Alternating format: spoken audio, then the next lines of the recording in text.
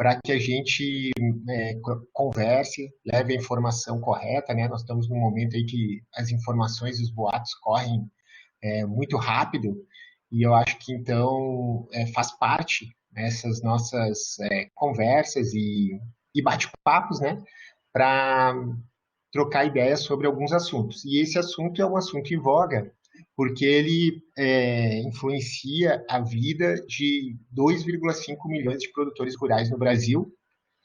No Rio Grande do Sul, cerca de 400 mil produtores rurais, são famílias envolvidas, e essas famílias e esses produtores devem, né, receber a informação para ter um melhor discernimento, para saber se é algo que ele deve ser favorável ou não, né, a essa política pública que está sendo adotada aqui no Brasil.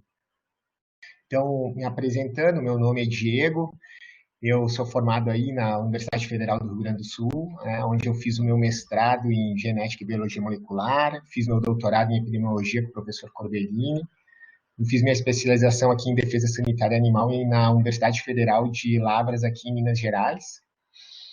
Trabalhei na Secretaria da Agricultura e do Estado, durante 3 anos à frente do Programa Estadual de Febre Aftosa. Depois fui trabalhar no setor de epidemiologia, aí, onde fiquei 5 anos. E quando ingressei no Ministério da Agricultura, eu trabalhei no Laboratório de Diagnóstico Animal, aí também em Porto Alegre, no antigo Lanagro, agora a LFDA, Rio Grande do Sul, também, que faz diagnóstico para febre aftosa. E vim, então, para Brasília há 4 anos, inicialmente também para trabalhar na epidemiologia, e há 2 anos, então, estou à frente aqui do Programa Nacional, agora, né, até mudou o nome, Programa Nacional de Vigilância para Febre Aftosa. Tivemos ontem a publicação da nova norma, que atualizou as nossas diretrizes, nesse momento que é um momento histórico, né, que é um momento que a gente busca aí a transição de um país livre da doença, que utiliza a vacinação na sua grande parte do território, para um país livre da doença sem a utilização da vacinação. Então, eu vou deixar, como falou o André, acho que a gente tem que ser o quanto mais interativo é melhor, né? Então, por favor, perguntem, falem e questionem. Mas eu vou fazer uma pergunta agora no início, inclusive gostaria que todos aí respondessem, pode ser no chat, mas o quanto que vocês acham que é o custo anual do produtor rural, custo direto do produtor rural com a utilização da vacinação no Rio Grande do Sul? Quanto que vocês acham que é o custo? Nós temos aí, no Rio Grande do Sul, 12 milhões de bovinos, aproximadamente, entre 12 e 13. Vamos botar que seja 13 milhões aí, porque às vezes tem uma variação um pouquinho maior. Qual é o custo que vocês acham que o produtor rural tem para fazer a imunização? Só o custo direto do produtor, que ele perde com produtividade, com o custo da vacina, com o manejo. Quanto que vocês acham que é esse custo aí? Gostaria que cada um colocasse aí no chat, né, pensasse quanto que é o custo do produtor, porque quando a gente está falando em suspensão ou não da vacinação, a gente tem uma parte econômica importante, e não é só a parte econômica de exportação, né? Nós estamos falando de uma parte econômica de um custo direto, dinheiro no bolso do produtor. Então, não é pouca coisa, né? Então, isso a gente tem que ver também.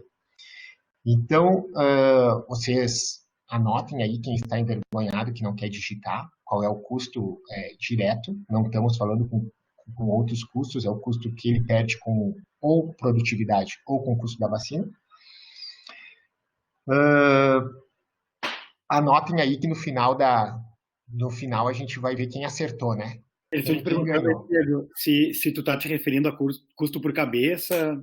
Custo do Rio Grande do Sul, de todos os produtores. Custo do Rio Grande do Sul. Quanto que os produtores do Rio Grande do Sul gastam no todo, né? Não o individual, o todo. Quanto que é o custo direto? Com o custo da vacina, perda por lesão em frigorífico e produtividade na produção de leite. Baseado em trabalhos científicos, né?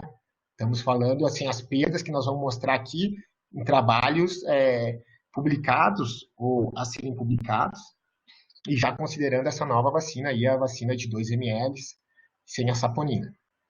Então, se não querem colocar no chat ali, anotem, para nós ver quem que vai chegar perto aí. Repete, pessoal, só o número de animais que tu... 13 milhões. 13 milhões de bovinos. Tá. Vão colocando aí, pessoal, no chat, que depois a gente vê no final aí. Mas vamos ver, tu, André, e o que tu acha? Quanto que tu diz aí? Bah. Inclusive, uma das referências é o teu trabalho. A produção de leite. É muito achismo. Me apertou, mas 13 milhões, eu vou te dizer que no mínimo que a gente deve ter de prejuízo, a gente deve ter aí uns, sei lá, perto dos 500 milhões. Tá bom. Então, isso tu acha que é o custo anual da vacina? Acho que sim, contando prejuízo. Acho. Então, vamos lá. Mas depois a gente vê aí. Vamos lá. Então, eu vou passar aqui na apresentação rapidamente algumas questões, mas eu até fiz isso aí porque depois eu vou compartilhar, né, com o André, e para que também essa apresentação, aqueles que quiserem, vai ficar disponível. Então, eu achei importante a gente passar um pouquinho o tópico do nosso programa, como é que ele funciona, como é que ele está estruturado, um pouquinho da doença, também a importância da febre aftosa. Eu acho que agora, mais do que nunca, no meio de uma pandemia, de uma doença que também é de transmissão, que tem alta taxa de contágio, como a febre aftosa, né? E que também precisa fazer várias medidas que a gente adota quando tem um foco, que é contenção, imobilização dos animais, e a gente está vendo o quanto é difícil controlar uma doença dessas. É importante a gente falar um pouquinho da febre aftosa. E como é que está a situação da febre aftosa no mundo e na América do Sul, mais específico, né? Como é que funciona o sistema, por que nós queremos se tornar livres sem vacina, então? Parece que a vacina protege contra tudo, é boa, enfim, não tem custo, é baixo. Por que a gente está querendo isso? Onde que está nesse contexto? Tem um programa hemisférico para a febre aftosa, para a erradicação da febre aftosa, então a gente vai falar aqui também. E vai falar do nosso plano estratégico, e no final chegamos, então, nos benefícios, custos e riscos. Né? Então, a gente vai passar desta forma. Antes de mais nada, eu vou deixar aqui o nosso link do nosso portal. Eu acho que é importante também que todos possam acessar e visualizar as informações sempre que estão no site, né? Então, a gente tem ali todo o nosso programa, nossos relatórios, publicações, as etapas de vacinação, como é que funciona. Então, o andamento está aí. E, claro, o nosso plano estratégico, que eu vou falar um pouquinho mais. E também nós temos lá no site uma parte que é as informações sobre a doença, né? O que é o vírus da febre aftosa? Eu não vou entrar em grandes detalhes, como eu falei, né? Porque eu acho que isso aí vocês possivelmente vão ter durante a disciplina aí de patologia. Mas o que é importante a gente lembrar que ele é E aí já começa a importância de entender um pouquinho. O vírus da febre aftosa tem 7 sorotipos mundialmente conhecidos. O A, o O, o C, o SAT1, o SAT2, o SAT3 e o ASIA1. A vacina de febre aftosa, ela protege contra 2 aqui no Brasil, contra o A e contra o O. E, inclusive, é bem específico, dependendo do sorotipo, se for um O, por exemplo, que ocorre na Ásia ou na China, a nossa vacina aqui, se ingressasse esse vírus, ela não tem essa proteção contra esse tipo de sorotipo, mesmo sendo o mesmo sorotipo, pode não ter essa proteção. Mas, com certeza, para os outros sorotipos não tem. Então, a vacina de febre aftosa, quando diz, nós estamos protegendo para 2 sorotipos de 7 existentes no mundo. Então, aí já começamos a ver que a vacina, e obviamente que esses sorotipos são os que são os mais prevalentes aqui na América do Sul, ela não é. E aí, quando o pessoal fala, nossa, mas vem um monte de coisa de fora, a gente não consegue controlar os nossos aeroportos, portos. Com a vacina ou sem a vacina, se entrar um vírus de fora do continente, nós não temos proteção. Então, isso já começa a demonstrar alguns mitos dessa vacina, que ela é ótima, foi ótima, está sendo ótima, mas ela tem que ter um fim, né, em algum momento da nossa trajetória. E também vou dizer quando que a gente determinou esse fim.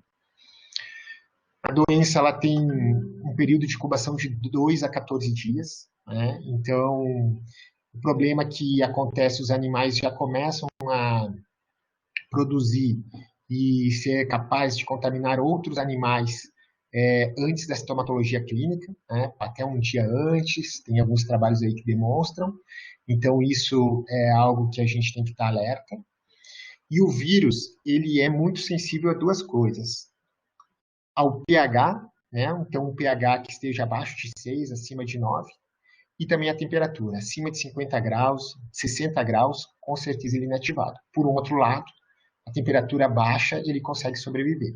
Então, isso é importante quando a gente está falando, porque sempre que a gente está pensando, quando tiver alguma medida de controle para erradicar um foco, a gente sempre tem que pensar que ele tem essas duas características, tanto com pH como temperatura, que são fundamentais para a gente utilizar, porque como a gente está vendo, inclusive no corona, a gente não consegue ver o vírus, onde é que ele está, então a gente vai ter que usar desinfetantes, vai ter que utilizar ferramentas com que a gente consiga ou aumentar uma temperatura ou fazer com que o pH diminua ou seja acima de 9. Outra coisa que é outra pegadinha de concurso aí de febre aftosa é quais as espécies suscetíveis à febre aftosa. E aí apenas as espécies biunguladas. Errado. Todas as espécies biunguladas são suscetíveis, mas tem diversas outras que não são biunguladas que também são suscetíveis. Vou dar um exemplo, o elefante. Lembrem da patinha do elefante lá, cheio de unhinha e tal? O elefante é suscetível à febre aftosa. E ele não é um biungulado. Obviamente que as espécies produtivas mais importantes são as biunguladas. Então, a gente tem os bovinos, suínos, ovinos e caprinos, e, obviamente, os bubalinos, são as principais domésticas, e, obviamente, que a gente sabe que todas são biunguladas. É importante lembrar também que na América do Sul, e aqui é específico daqui, nós tivemos várias pesquisas nas décadas de 70 que demonstrou que só a vacinação da espécie dos bovinos e bubalinos, eles eram a principal espécie que mantém o vírus quando ele está endêmico na região.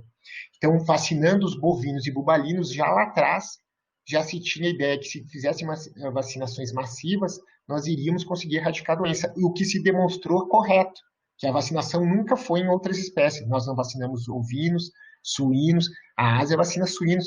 A gente não, nossos sorotipos aqui, eles obviamente afetam todas as espécies, mas o principal ciclo reservatório, se o animal tiver infectado, são os ruminantes, e nesses, os bovinos e bubalinos. Então, a vacinação neles foi possível quebrar o ciclo e do endemismo que nós tínhamos aqui na América do Sul, e conseguimos erradicar, como eu vou mostrar para vocês, em quase todos os países. Mas lembrando que existem outras espécies. Outra pergunta, o javali é suscetível? Javali é suscetível. Mas ele tem importância epidemiológica na cadeia da doença, na manutenção do vírus na natureza? Não tem. A gente está falando de ciência. Ciência até tem um trabalho amanhã que demonstra que pode ser que tenha. Mas hoje a ciência demonstra que o único animal silvestre que tem importância como mantenedor do vírus da febre aftosa na natureza e que se mantém, e que do animal silvestre consegue contaminar um doméstico, é o búfalo africano, que não tem na região das Américas. Então, aqui nas Américas, nós não temos problemas de espécies silvestres que sejam reservatórias do vírus da febre aftosa. Pelo contrário, normalmente acontece o quê? Quando tem um foco em espécies domésticas, elas, por contato naquela região, infectam outras espécies, às vezes silvestres, mas essas silvestres não conseguem, ou morrem antes, ou não conseguem desenvolver a doença e contaminar outros animais domésticos. Então, isso também é importante, tá? E qual a grande problema da febre aftosa é que ela tem alta morbidade. Tem trabalhos aí que mostram que o R0 pode chegar a 4, ou seja, de um animal doente, ele contamina outros 4, e desses outros 4 mais 4, né, podendo chegar. Então, isso demonstra que é uma doença de alto impacto e de alta morbidade se a gente não atuar rapidamente. Primeiro, detectar rapidamente, né? Quando de uma possível introdução, a gente não vai conseguir segurar a disseminação, porque daí a gente bloqueia a movimentação de animais, propriedades, produtos, inclusive de pessoas naquela região, aplica desinfetante por tudo e vai tentando eliminar os animais. Mas, se ele já fugiu um raio, se esses animais já foram movimentados para distâncias muito grandes e não teve as notificações necessárias oportunas, nós podemos ter um grande problema na disseminação, que é outro paradigma. A vacina da febre aftosa, ela não protege, ela não tem grande ação mitigadora para a introdução do vírus. Tanto que o último foco no Brasil, a região vacinava, tanto Mato Grosso do Sul como o Paraná. Mas ela tem uma grande ação na mitigação da disseminação, né? Então, apesar que o vírus pode ingressar, um animal estar infectado, mas ele vai ter pouca possibilidade, né, de desenvolver a doença e vir a infectar outros animais. Então, isso segura, né, a disseminação da doença quando tem uma grande população de animais imunizados. Contato direto e tanto indireto, tem trabalhos aí que mostrou que também na Europa, né, trabalhos mais antigos que o vírus conseguiu percorrer até 300 quilômetros sobre o mar, né, Inglaterra, França. Isso aí ainda tem gente que diz que no passado aí não tinha tanto rigor científico, mas enfim tem esse contato por ar, né, esse contágio via o ar, mas o principal é o contato direto, né, o toque, fômix, animal com animal, focinho com focinho, ou dentro do galpão também, né, se tem próximo algo fechado, esse contato esse contágio pode acontecer. E os suínos têm grande importância. Então, agora a gente está chegando numa fase, os bovinos tiveram sempre grande importância. Mas se a gente começar a pensar que a gente está erradicando o vírus na América do Sul, e como que vai ingressar o vírus se ele vier da Europa, parte da Europa que ainda enfrenta a doença, ou da África ou da Ásia, muito possivelmente vai vir por produto. E vindo para o produto de origem animal, muito possivelmente o elo vai ser um suíno, né? Suíno de subsistência, possivelmente. Então, o suíno ele tem grande papel que ele pode, com uma dose infectante, ser um amplificador, né? Gerar milhares de partículas virais e contaminar outros suínos ou outras espécies suscetíveis. Então, ele tem uma importância aí nessa parte. Eu vou deixar aqui também, não vou entrar em detalhes, a gente tem no nosso site uma coletânea de imagens. Veterinário gosta de lesão, né? Então, a gente tem, e também tem aqui um link com os vídeos de lesões em animais, né? Em bovinos, suínos e ovinos. Então, também mostrando, depois eles foram infectados, obviamente, artificialmente, no laboratório, e aí tem os vídeos filmando o que foi acontecendo. E tem também uma coletânea de imagens, acho que é interessante aí se vocês tiverem interesse, né? Até porque se a maioria aqui é veterinário, tem a obrigação legal, né, de notificar qualquer suspeita de febre aftosa. Para saber notificar o que é uma suspeita, eu tenho que normalmente ter um conhecimento quais são as lesões características, né, vesiculares características que possam vir a ser uma febre aftosa, né? Clinicamente é impossível distinguir a febre aftosa, então ela tem doenças que são confundíveis e que clinicamente não tem como distinguir e precisa então essa notificação para que o serviço atue, serviço veterinário oficial. Então, como eu falei, aqui nós temos os períodos aí, quando que tem a maior eliminação do vírus. Então, veja que no início da patogenia é que nós temos a maior produção, né, e eliminação do vírus. Então, a importância de atuar rapidamente quando de uma notificação. E para nós atuar rapidamente, e isso é uma parte do plano estratégico que eu vou mostrar lá, nada melhor do que o produtor rural. Ele tem que estar consciente, tem que saber, tem que ter a segurança, porque o produtor rural está todo dia com seus animais. Todo dia ele está em contato. Então, não tem um serviço de vigilância no mundo que consiga atuar de forma, um sistema de vigilância que não tenha como parceiro o produtor rural. Porque, por exemplo, os órgãos de defesa aqui no Brasil vão em 2%, a nossa meta é ir em 2% das propriedades rurais por semestre. Uma vez, ou seja, nós vamos num turno, num dia, numa propriedade, em 2% das propriedades a cada 6 meses. Isso aí quer dizer que é uma agulha no palheiro para nós encontrarmos uma provável incursão do vírus. Agora, o produtor que está todo dia em contato, ele rapidamente vai ver a sintomatologia, só que ele tem que saber qual é a sintomatologia, o que ele tem que fazer e, principalmente, ter a garantia, né? Porque se eu vou se colocar no papel de um produtor, eu não vou notificar se eu sei que vão eliminar meus animais, eu não tenho ressarcimento nenhum, não vou fazer isso, vou tentar, pelo contrário, vou tentar vender, vou tentar esconder algo que não tem como esconder, né? Então esse é um problema. Então toda essa cadeia aí, ela é importante, está bem ajustada nesses momentos que a gente está suspendendo a vacinação. Aqui também, só para uma forma gráfica demonstrar, né? Então, a gente tem o período de incubação e já tem a eliminação do vírus, como eu falei para vocês.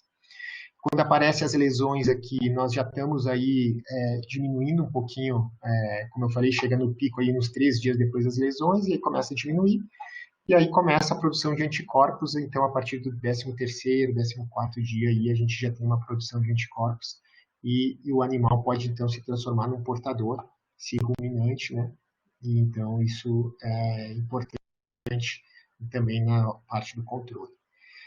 Eu botei algumas informações aqui, também tem um livro muito famoso no nosso meio aí, quem estuda febre aftosa, né, que é do Olascoagua, e que ele tem diversos trabalhos e que demonstram quanto tempo ou conseguiram detectar ou isolar, né, o vírus da febre aftosa em alguns experimentos que foram feitos. Então, no ar, eles fizeram, tem vários estudos, né, que está descrito nesse livro, no leite, urina, sêmen. Então, assim, é importante ver que quando os animais, eles estão, quando a gente tem uma incursão, o animal vira uma usina de vírus da febre aftosa, né, produzindo, bem dizendo, todas as suas secreções e inclusive da forma de aerosol. Então, realmente, o controle a partir disso, né, tem que ser rápido e eficiente.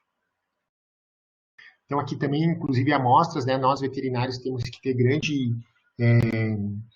conhecimento disso. Então, assim, eu não posso, por isso que chegou numa propriedade e tem isso, notificar o serviço veterinário oficial, porque tem que atuar de forma diferente.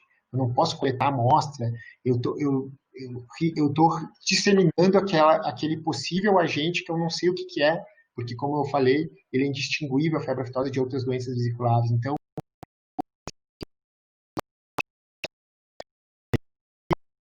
a gente tem que ter essa consciência e prudência no momento de encontrar animais com essa suspeita. Inclusive nos produtos, como eu falei também, o vírus pode permanecer, né? Sempre lembrando, a temperatura dele, vejam que é sempre baixa. Se nós tivermos uma temperatura alta, nós vamos inativar. Então, quando também, até no foco, dependendo do processamento térmico que eu possa fazer, eu posso utilizar os produtos, né, dos animais, porque eu tenho a grande chance de eliminar, dependendo do processamento que eu fizer nesses produtos. E também no meio ambiente, né? Então, lembrando que o vírus fica, claro que sempre vai depender de sol, luminosidade, umidade, né? Tipo de solo, mas ele pode ficar sim. Então, quando tem uma propriedade, tem que fazer toda a limpeza nos estabelecimentos onde fica, nos estábulos, todos os estabelecimentos que estão os animais, a gente tem que fazer, inclusive, uma raspagem do solo, né? E utilizar alguns produtos para tentar eliminar partículas, né, virais ativas que possam estar por ali. Aqui alguns desinfetantes, obviamente que isso aqui serve mais para o serviço veterinário oficial, como eu falei para vocês. É o serviço responsável para fazer o atendimento e a investigação, né? Mas também, se vocês estão numa propriedade e tem a suspeita, é importante saber que tudo aquilo que vocês conseguiriam baixar ou elevar o pH vai matar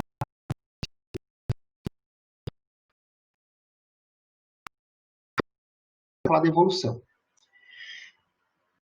As partes que estão em verde no país são as partes que foram ficando livre ou considerada livre da doença, e as partes que estão amarelas são as partes que eram endêmicas. Se nós pensar no país, que é um país continental, nós percebemos aí que em 20 anos, né, a primeira zona livre de febre aftosa foi o Rio Grande do Sul e Santa Catarina, tendo a zona tampão, que está de amarelo, era chamada de zona tampão, o estado do Paraná, em 98.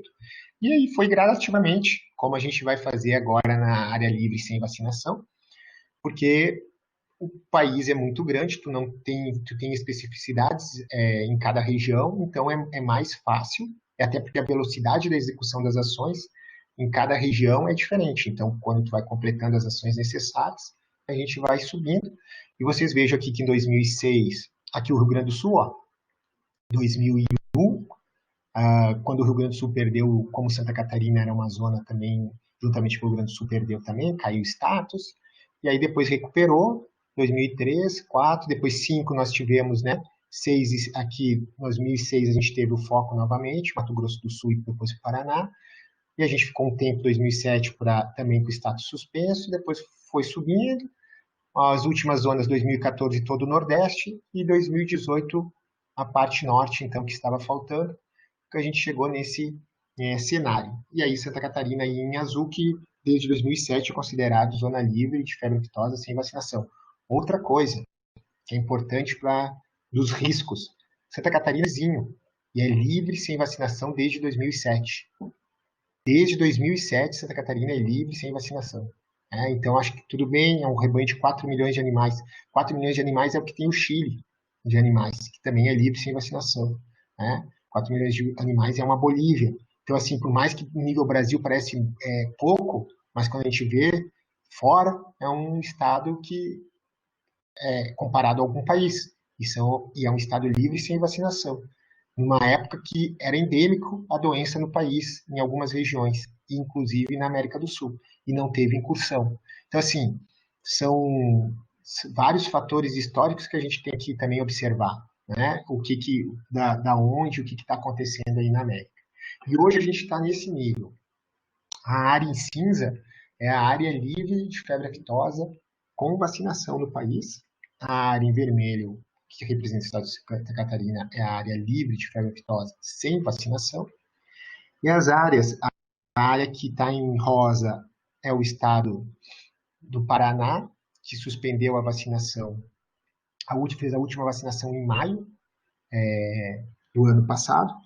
E a área em laranja é representada pelo Rio Grande do Sul e também o que a gente chama de bloco 1, que é representado pelo estado de Rondônia, o Acre, sul do Amazonas e uma parte do Mato Grosso, que suspenderam, então está proibida a vacinação e a manutenção de vacina de febre aftosa nessa região desde o dia 1º de maio recente, né? Então, essas regiões laranja e rosa estão percorrendo um caminho que a gente chama de transição para que a gente consiga, a gente está fazendo, depois eu vou mostrar algumas coisas, um estudo sobre epidemiológico a campo, coletando cerca de 50 mil bovinos nessas regiões, em 1.000 propriedades, mesmo durante a pandemia, e a gente vai apresentar um pleito à Organização Mundial de Saúde Animal agora em agosto, solicitando então o reconhecimento dessas áreas como livres de febre aftosa sem vacinação. Esse pleito tem um procedimento dentro da Organização Mundial de Saúde Animal e ele é avaliado, chancelado em maio na Assembleia Geral dos Delegados, que então, se tudo correr dentro do que a gente está esperando, em maio do ano que vem, essa área laranja e a área rosa se juntam com Santa Catarina, também como zonas livres de febre aftosa sem vacinação no país. Isso representa 40 milhões, mais 40 milhões de animais. Santa Catarina, e como eu falei, tem cerca de 4, nós vamos chegar aí no total a 45, né, porque é 40 e pouco, 40, alguma coisa, mais 4, alguma coisa, 45 milhões de animais. 45 milhões de animais, nós que temos os espiões uruguaios aí nessa apresentação, representam 3 rebanhos do Uruguai. Então, só essa evolução que nós estamos tendo nesse momento já é uma grande, mas uma grandíssima evolução, ainda mais no meio de todos os fatores contra, vamos dizer assim, que nós temos, né, por causa dessa pandemia aí que acabou nos prejudicando um pouquinho, não só nós, né, como todo mundo nesse sistema, tá bem? Então, eu estou vendo aqui que tem várias perguntas, e aí, André, tu não foi me falando nada? Eu estava esperando terminar essa parte aí que tu começou do mapa ali, e eu já ia te interromper, porque tem bastante dessa parte mais de transmissão inicial ali. Ah, tá, então vamos lá, vamos começar por aí. Tu tá conseguindo ver elas, né? Estou vendo aqui, vamos ver ali a cá, estou vendo que o pessoal botou aqui dos custos, beleza. Vai ficar aqui, hein? Quem acertar na tampa vai ganhar alguma coisa, né, André? É, e não Espero se que tu. chutei naqueles 500 milhões ali, hein? Ai, ai. Olha, falou que o áudio está com um pouco de ruído. Vocês estão com ruído aí? Algum problema? O meu tá bom, eu não sei, eu comentei ali. Fala, Monique. Ah, tá. Eu falei que aqui tá ok também. Eu acho que o pessoal pode dar uma atualizada na página, que de repente melhora a conexão. É, como tá chovendo aqui em Porto Alegre, também quem tá em Porto Alegre deve estar meio ruim esse Certo. sinal. Aqui tem uma pergunta: por que não se vacina ovinos? Então, como eu tinha falado aqui, ao Kevin, né? Kevin, aqui na América do Sul nós não vacinamos ovinos sistematicamente, porque trabalhos, como eu mencionei, da década ainda de 70, demonstraram que a principal espécie que estava ligado ao ciclo de manutenção do vírus nos países da América do Sul era os bovinos e os bubalinos, pelo ciclo de produção, pela movimentação, inclusive, né, que eles têm uma movimentação muito maior de compra e venda de animais do que as outras espécies. E aí se optou-se naquela época a imunizar massivamente os bovinos e bubalinos. E realmente, né, nas vacinações sistemáticas, deu resultado, como a gente está vendo aí nesse ciclo. Porém, se tiver um foco de febre aftosa, né, nós podemos sim, para conter, né, e fazer um cinturão, vacinar outras espécies suscetíveis. Então, podemos vacinar, como eu falei, inclusive, tem uma vacinação sistemática aí em países asiáticos para suínos, a gente pode vacinar ovino e caprino, certo? Para contenção, se achar necessário.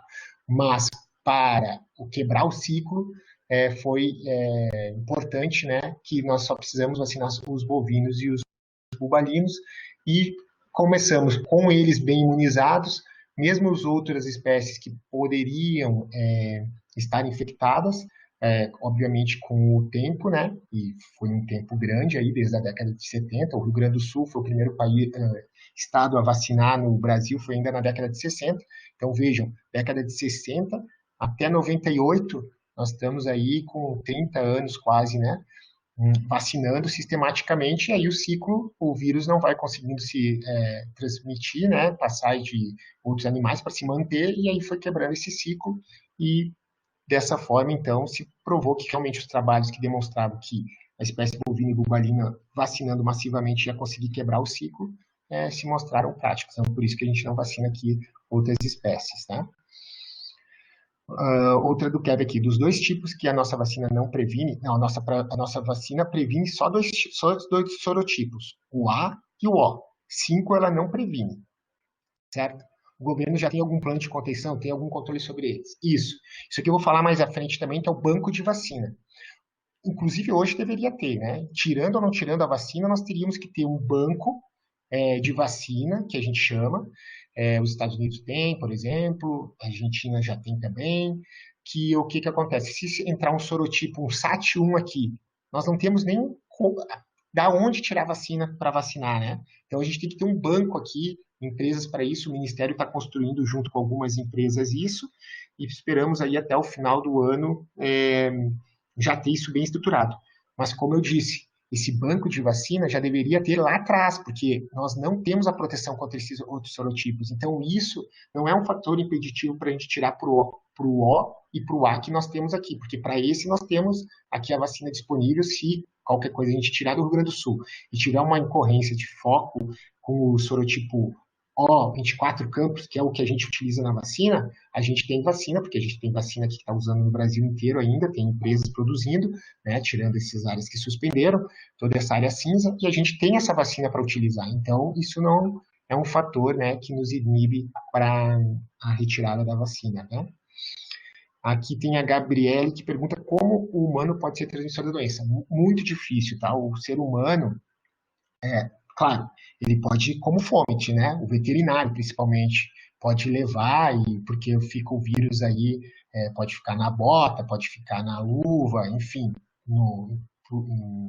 nos equipamentos, né? O vírus ele se mantém, como eu mostrei ali naquelas tabelas, ele tem um período, né, que ele consegue se manter, ainda mais se tiver umidade e ele consegue se manter bem. Mas, assim, como uma zoonose, o ser humano, a gente chama que até uma zoonose eventual, né?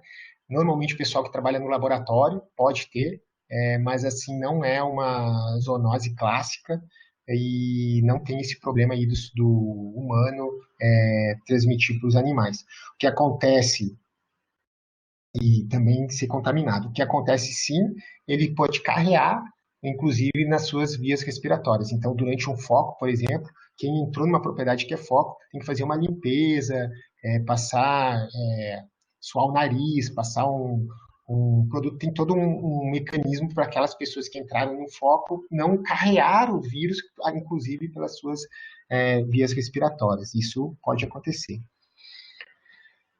A Vanessa pergunta se é viável monitorar o vírus através dos animais silvestres infectados, como é feito com a febre amarela. Eles apresentam sinais clínicos. Não, não é viável e não precisa nem ter um sistema de vigilância para os animais silvestres aqui na América do Sul. Como eu falei, os animais silvestres aqui não têm importância. O único animal silvestre que tem importância é o búfalo africano. Então, na África tem importância, tem que fazer um monitoramento. Aqui não tem.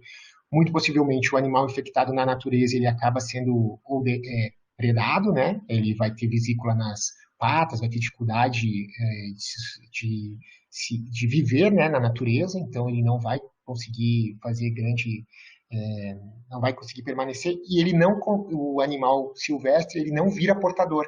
Os ruminantes podem ficar até 2 anos depois que eles passou aquele período de pico e se recuperou, já tem anticorpo, ele pode ficar com o vírus e ficar portador durante 2 anos, eliminando o vírus.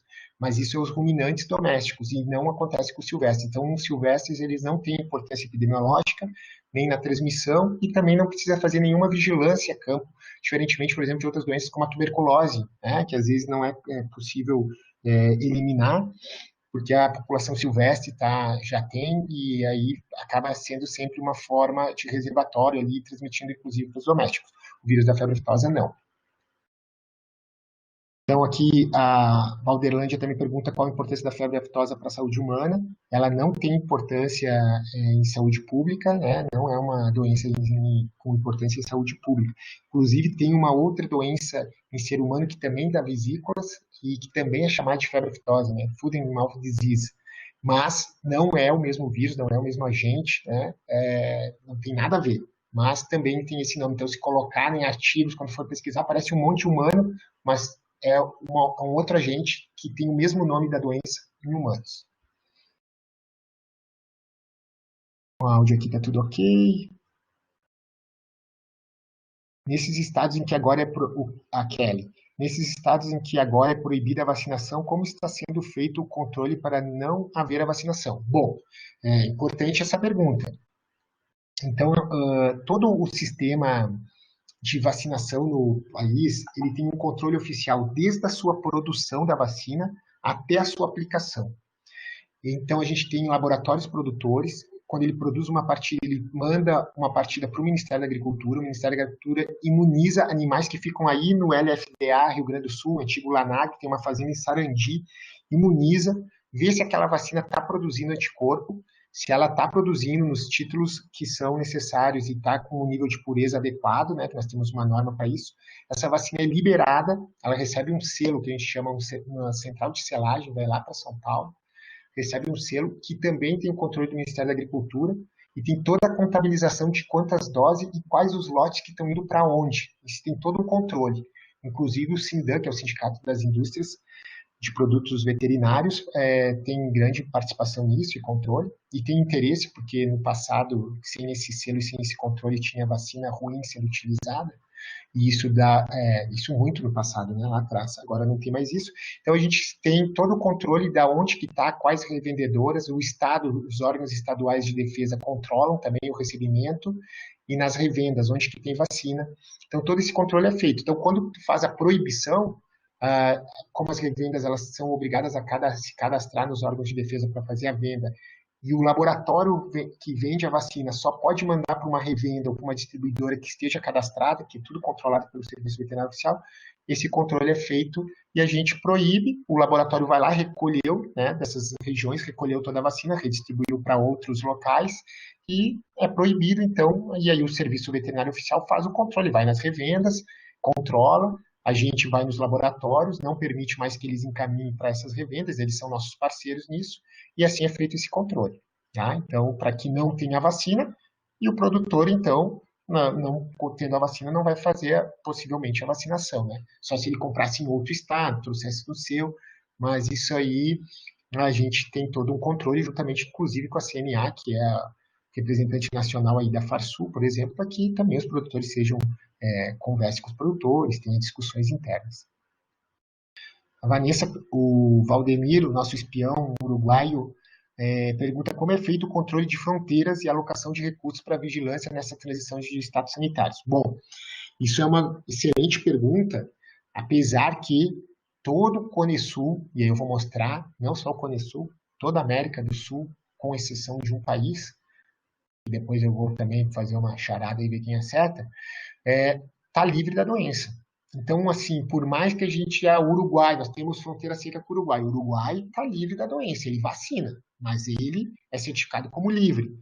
A gente tem controles, aí no Rio Grande do Sul fizeram o programa de fiscalização chamado Sentinela, não sei se vocês já escutaram falar, mas que está fazendo fiscalizações móveis, que a gente chama volantes, né? E fazendo esses controles e tentando inibir trânsito clandestino.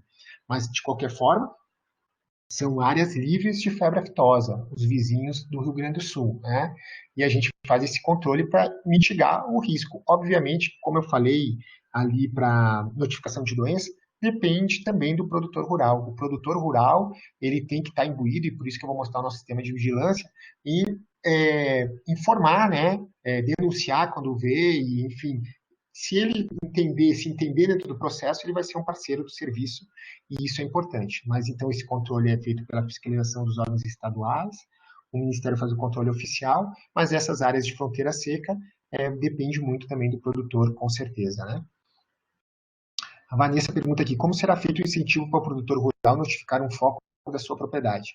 Isso, eu vou mostrar aqui. É obrigatório o Estado ter um fundo de indenização, certo? O Rio Grande do Sul tem um fundo aí de mais de 100 milhões de reais, ou cerca de 100 milhões de reais, é um fundo privado, cada animal que é abatido. Então, o produtor rural, ele vai ser ressarcido. E tem algumas peculiaridades, né? Então, assim, ele tem um valor, o animal. Agora, qual é o valor de um animal de genética? É difícil definir qual é o valor de animal de genética. Mas aí é igual pensar um carro. Se eu tenho um carro que é muito valioso, eu vou ter que fazer um seguro desse carro, né? Ou então eu vou ter que pagar um pouquinho mais para o fundo para que se acontecer alguma coisa eu seja indenizado um pouco maior. Então isso aí o Rio Grande do Sul está discutindo, outros estados, principalmente os animais de genética, porque pode ser que o animal de genética também tenha que ser, se ele tiver infectado, né, ou ser contato direto, ele vai ter que ser eliminado.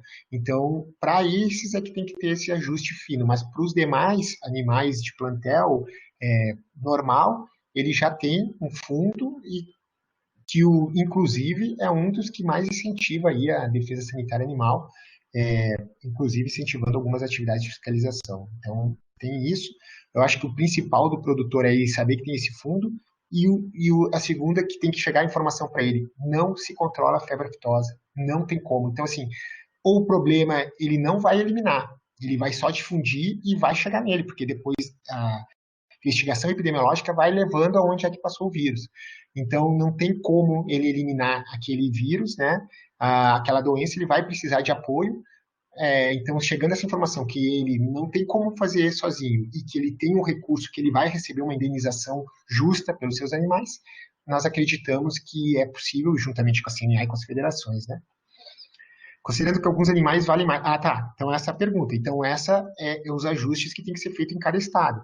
Então, assim, o meu animal vale mais, mas eu vou ter que pagar um pouco a mais, porque todo mundo paga, todo produtor rural, quando manda para abate, sai uma taxinha lá que cai nesse fundo, que já tem hoje 100 milhões. Então, esse animal de genética, quanto que ele paga? Quanto que o produtor que tem genética está pagando para ter esse seguro?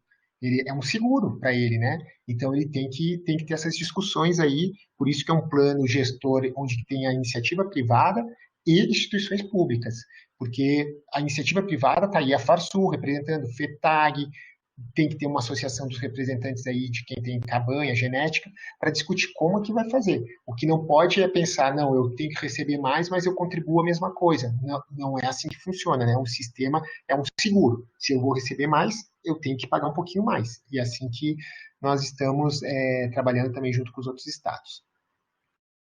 Eu acredito que das perguntas eu passei aí todas.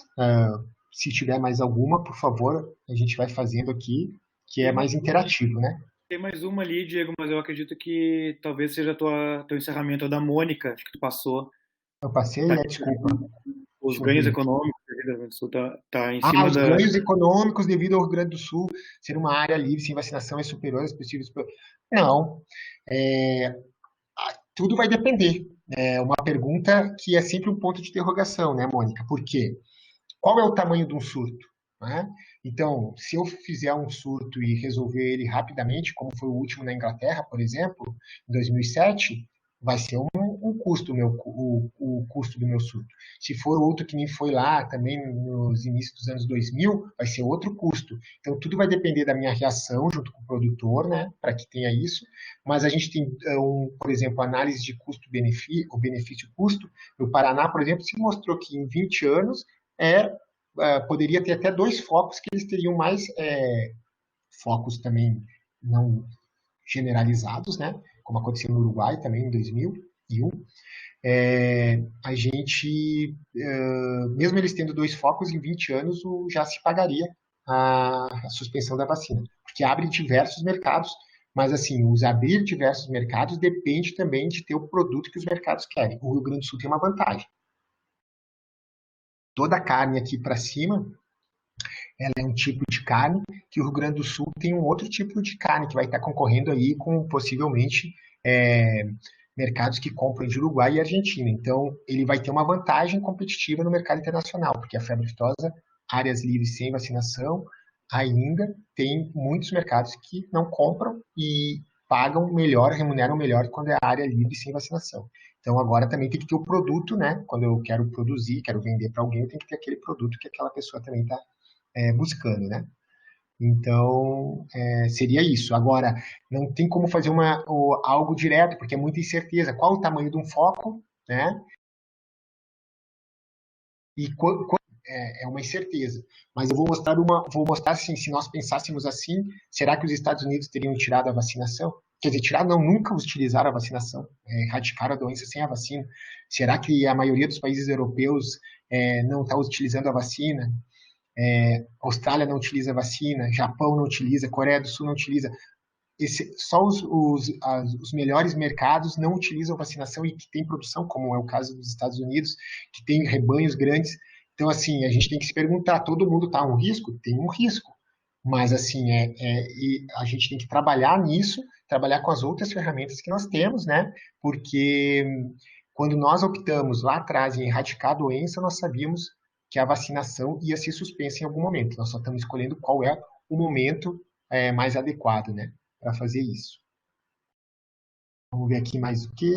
O Kevin aqui, existe algum cenário de surtos que seja pré-definido à volta da vacinação? Não, não existe um cenário. Quando tem um foco, um surto, a gente tem algumas escolhas. A gente pode usar o abate, o sacrifício sanitário, ou seja, utilizar o sacrifício na propriedade, enterrar os animais e também a utilização da vacinação de emergência. Isso sempre vai depender da situação. A gente tem já tudo desenhado, nós temos documentos, né? Já tem trabalhos, os americanos já fizeram vários, quando que é importante e qual a melhor posição para vacinar, não vacinar. Se tu vacina, tu demora um tempo maior, um pouquinho, para retomar o status de livre sem, depois que tu controlar o foco. Então, tudo vai depender muito da situação que possa vir a ocorrer. Isso aí só na análise, né, daquele tamanho daquele foco e se ele se conseguiu conter ele numa região. Aí eu posso fazer uma vacinação em anel e começar a conter ele. Agora, se já está disseminado, de repente, ou vai fazer que nem o Uruguai, já está disseminado, começo a vacinar tudo e fico endêmico de novo até eliminar o vírus e posso ir para frente. Então, é uma forma também de fazer, mas não existe assim, tal cenário como já defini previamente, não, porque são tantas variáveis e incertezas, quando que eu vou detectar, qual espécie que vai ser, qual é o sorotipo, como é que vai estar a situação, que então a gente tem uma árvore, na verdade, de várias opções e que nós vamos ter que encaixar qual que vai ser o nosso caminho, dependendo dessa resposta dessas variáveis. Existem denúncias feitas ao PENEFA de produtores que compram vacina e não fazem. Se o técnico souber um caso desses, qual é o procedimento? Sim, existem, e isso é uma grande coisa, né?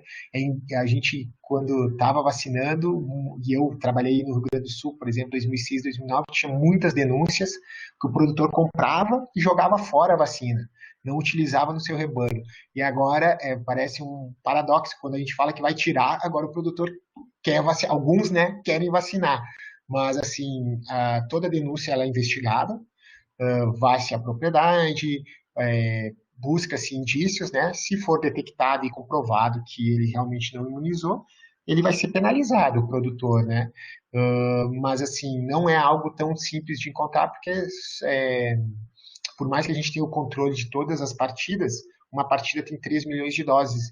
Então, saber qual daqueles produtores que compraram daquela partida, que realmente, se tu encontra lá 500 doses de vacina jogada num rio, que nem aconteceu já, é difícil tu saber de quem que é aquelas doses, de qual produtor, né? Então, isso é importante e aí é um outro sinal que o produtor não está conscientizado do seu papel dentro do sistema de vigilância. Então, isso é muito importante trabalhar com as federações de agricultura, né, para fazer trabalhos aí que a gente chama de educação em saúde animal e comunicação, e que depende dessas associações de produtores. A CNA está lançando agora um portal, cartilhas, vídeos, explicando tudo, várias coisas do produtor, porque é muito melhor a federação, que o produtor é seu representado, falar e dizer a importância do que o serviço veterinário, o Ministério, um órgão estadual. Porque o produtor, essas instituições são fiscalizatórias, né? E aí, quando é fiscalizatória, ele já vai, tudo que a gente vinha falar já tem um pé atrás. Agora, quando a sua entidade está falando que é importante, que ele tem que fazer, então isso é um alerta quando a gente tem essas denúncias para fazer e trabalhar, então, em cima dessas regiões que acontece isso. Valdemir, há perspectivas de novos programas de controle e erradicação de enfermidades bovinas em nível nacional, além do brucelose, tuberculose e o PENEFA? Olha, Valdemir, eu não tenho escutado, né? A gente está com várias demandas aí, o PENEFA, apesar que ele tem um grande trabalho ainda, né? No mínimo, eu diria aí mais uns 20 anos pela frente, porque estabilizar, manter, tá aí os Estados Unidos, é o maior exemplo, né? Desde a década de 50, erradicou só no risco sanitário e até hoje tem o programa e controle, porque é uma doença de grande importância internacional, então todo mundo fica de olho. Eu não veria hoje, em nível de Ministério da Agricultura, outro programa. O que está forte em nível de Ministério, que é o controle, é partir para a peste suína clássica, que o norte também, como a febre aftosa nesse mapa que eu tinha mostrado, também ainda não é livre, né? Só o sul que está, sul e obviamente sudeste. E então, para partir para erradicar essa outra doença, mas daí em nível de suínos, para que a gente consiga evoluir aí.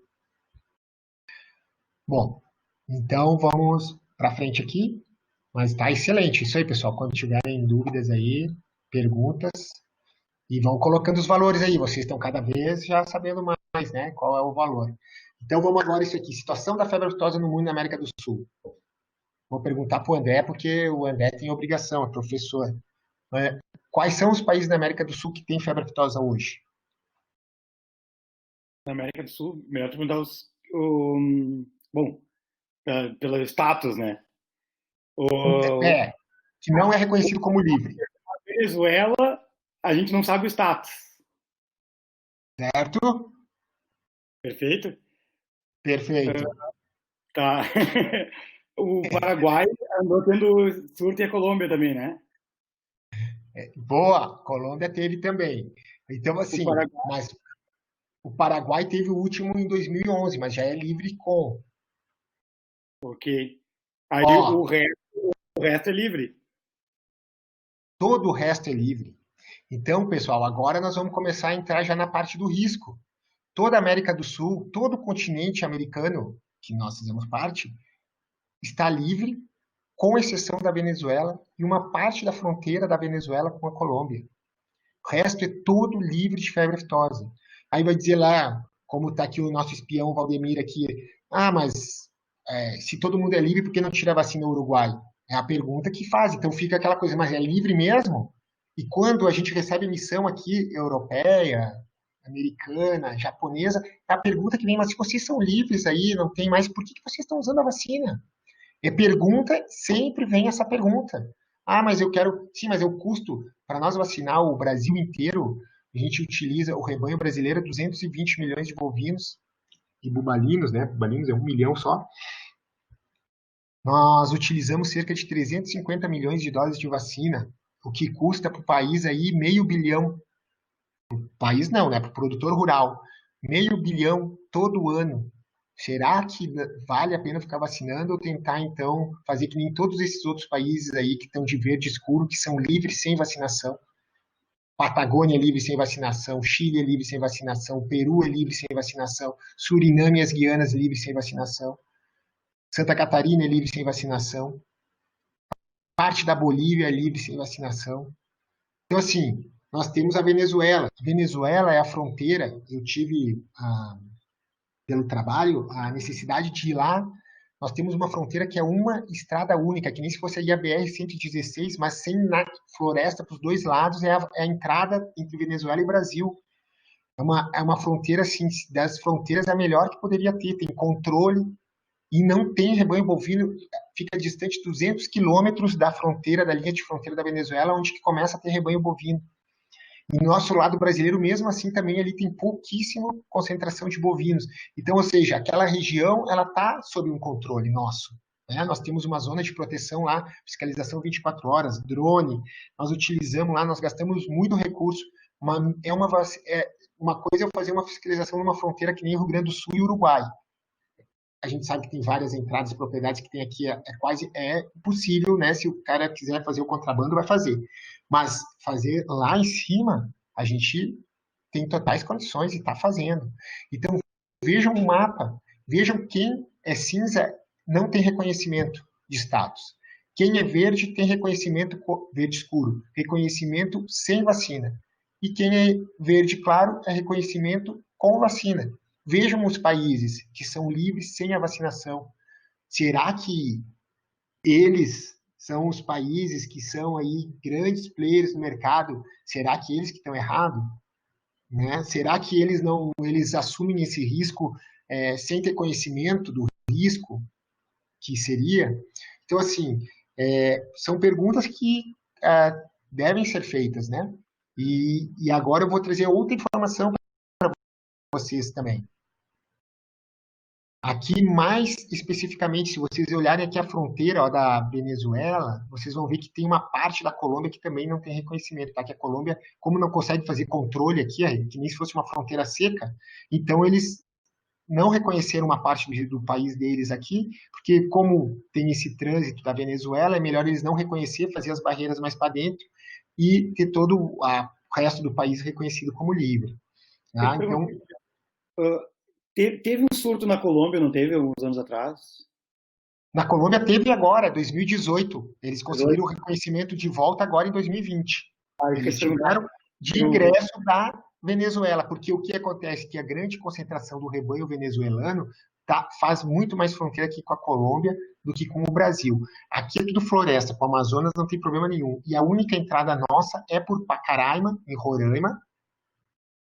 E a gente tem, como eu falei, uma zona de proteção ali, 15 quilômetros delimitada, todos os animais são brincados, a vacinação desses animais é feita por agulha oficial do serviço veterinário, qualquer GTA de movimentação desses animais, o serviço vai à propriedade, ingressa no caminhão, então nós temos um controle, nós gastamos, como eu falei, muito recurso, o Ministério passa o recurso ao órgão estadual lá, que é a ADER, para fazer o controle, mas assim, porque nós, mesmo com toda essa fronteira que a gente sabe que ela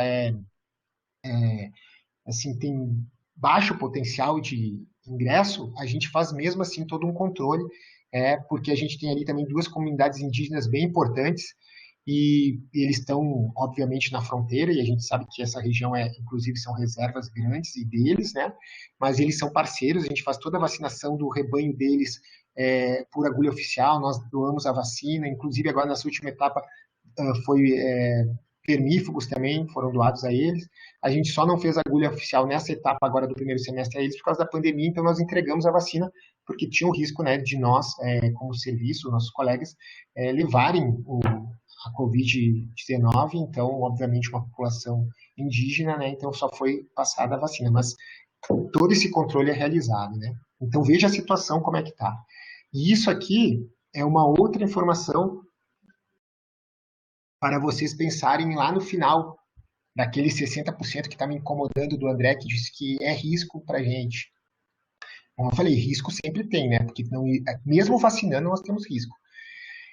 Existem 7 pools, que chamam 7 pools de sorotipos que rodam o mundo da febre aftosa.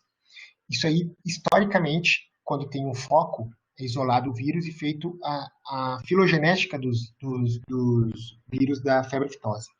E nunca na história, mesmo quando era endêmico, década de 60, 70, 80, um sorotipo dessa região, por exemplo, do Pool 5, entrou na América do Sul. A América do Sul só tem o Pool 7, que são os sorotipos A e O agora, já teve o C, né? O C desde 2004 não tem nenhuma ocorrência no mundo.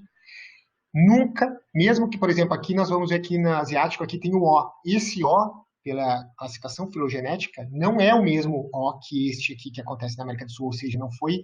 Se tivesse vindo da Ásia, de algum outro pool aqui, nós teríamos identificado na análise filogenética dos vírus. E nunca foi. Ou seja, nunca teve ingresso de febre aftosa no continente da América aqui do Sul, de sorotipos de fora do continente. Nunca. Vamos dizer, mas agora tem muito mais trânsito de pessoas. Tem, mas tem muito menos ocorrência de febre aftosa também, do que tinha no passado.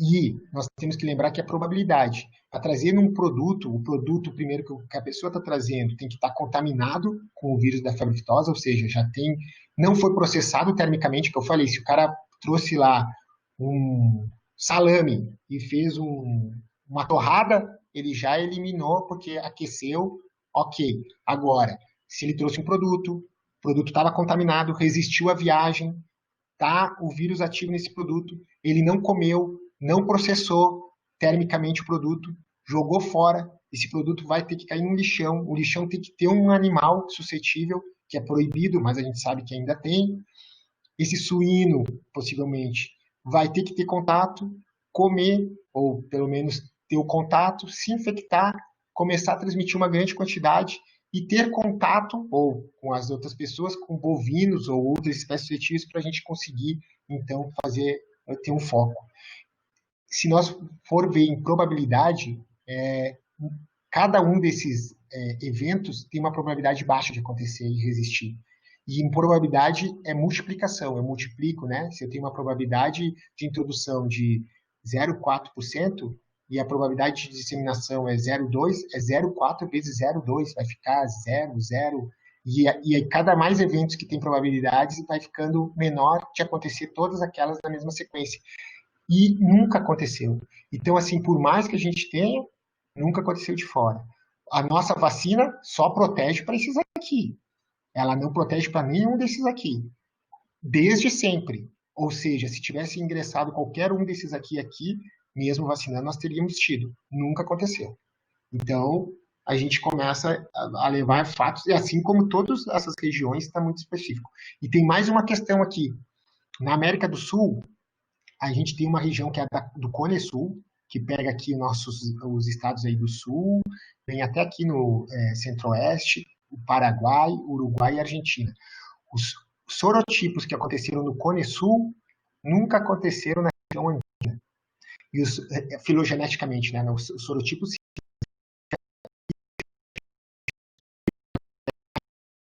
são os mesmos que acontecem na região andina, que é onde hoje a gente tem os países ainda a Venezuela. Ou seja, o Rio Grande do Sul nunca teve, mesmo quando lá atrás tinha os focos e a gente fazia o isolamento e identificação dos vírus, sempre foram vírus da região do Cone Sul, nunca foi da região andina. E nunca um vírus da região do Cone Sul também foi lá para cima, porque está muito ligado à movimentação de animal. Não tá, é pouca movimentação, assim, como eu falei, de produto ou de fômite que vai fazer um transporte tão grande. E animal também, né? Querendo ou não, ele é mais, o trânsito ilegal, ele é mais singular e mais na vizinhança.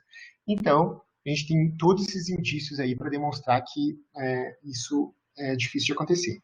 Eu vou dar uma aceleradinha aqui, que eu estou vendo que eu já, a minha tinha me dado 1 hora e eu já estou passando. Né? Certificação de áreas livres da febre aftosa, então. Existe um regramento internacional, né? Eu não posso chegar e me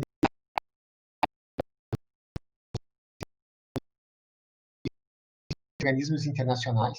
Por isso que é importante a OMS dando as regras do que tem que ser feito, assim como existe a OIE, que é a Organização Mundial de Saúde Animal, dando as regras do que tem que ser feito. Porque daí todos os países têm uma definição que tem um regramento maior. Porque se a gente não tiver esse regramento maior, cada país diz, a minha definição de caso de febre aftosa é uma, a definição de caso da febre aftosa do Uruguai é outra, vira uma confusão. Então, a gente segue regras para também essas áreas livres, certo?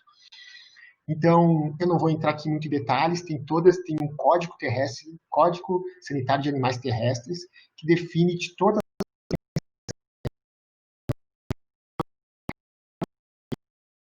que ela ocorre em diversos países, não pode ser específico de uma região, ela tem que ter um diagnóstico claro, então tem várias características para ela entrar, e quando ela entra, tem algumas doenças que a OIE então certifica os países ou zonas como livre daquela doença. A febre aftosa é uma, diria, né, não porque trabalho com ela, mas a mais importante nessa parte de certificação internacional. E aí, o comércio internacional. Eu, sendo livre sem vacina, eu posso querer comprar só de livre sem vacina. Eu posso exigir isso. E aí tem um regramento, não, o que eu posso mandar de uma área livre com para uma área livre sem? O que eu posso mandar de uma parte endêmica para uma parte livre com? Então, existe um regramento aí também. A OIE, ela dá as diretrizes, ela não exige que cumpra, mas todos os países acabam cumprindo. E para certificar as áreas livres, eu tenho que ter aqui, eu destaquei a vigilância para a febre aftosa. Tem os capítulos desse código e quais são os grandes pontos aí da vigilância, principalmente o que eu estava falando, detecção precoce, fundamental para áreas livres sem vacinação, demonstração de ausência da febre aftosa, então todo ano a gente faz estudo sorológico onde vacina, a gente tem que fazer uma sorologia, por isso que a gente está fazendo nessas áreas aí que estavam vacinando para se tornar área livre sem, porque o vírus, como eu falei, ele pode ficar uma região que está vacinando, ingressar e não ter a sintomatologia clínica clássica, então tem essa dificuldade. Aí, por isso pode passar desapercebido do produtor, pode passar desapercebido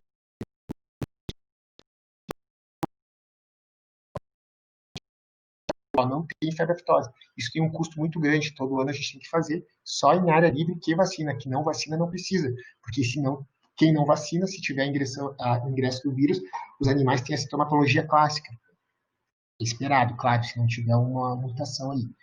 Tem que ter programas, oficial de controle, que nem nós temos o PNEFA, estratégia de vigilância, temos que investigar todos os casos suspeitos.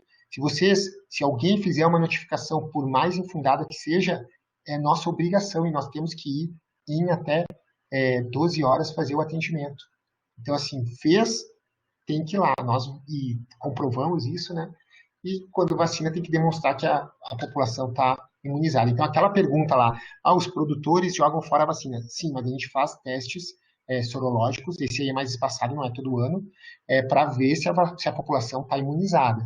A gente tem que fazer isso também. Então, por mais que alguns produtores jogam fora e tem esse problema, mas num grande contexto geral, na imunidade de rebanho, a gente consegue demonstrar que existe a proteção. Como eu falei para vocês, existe um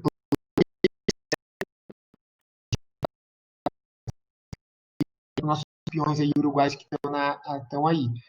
Esse plano hemisférico é para todos os países aqui da América do Sul. Tem um organismo internacional, que é a Organização Pan-Americana de Saúde, a OPAS, que fica em Washington, mas tem um organismo internacional de saúde animal, que é o Panaftosa, que fica no Rio de Janeiro, que é da OPAS, e que controla, e que fez todo o controle, ele foi criado em 51, e faz esses planos hemisféricos para que todos os países da América do Sul sigam.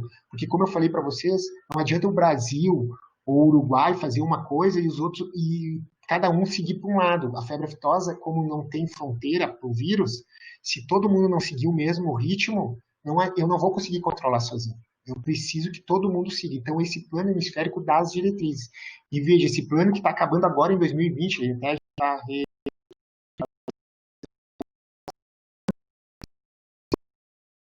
já livres com vacinação, passem a condição de livres sem vacinação. Isso é um objetivo do plano hemisférico, que quem é livre com tem que visar para a retirada. Tem que fazer, aumentar a vigilância, mas não pode ficar vacinando a vida inteira. Então, a gente está dentro desse plano. Então, como eu falei, tem a OIE, tem o plano hemisférico, e a gente tem um plano nacional, que está dentro desse contexto e dessas diretrizes internacionais.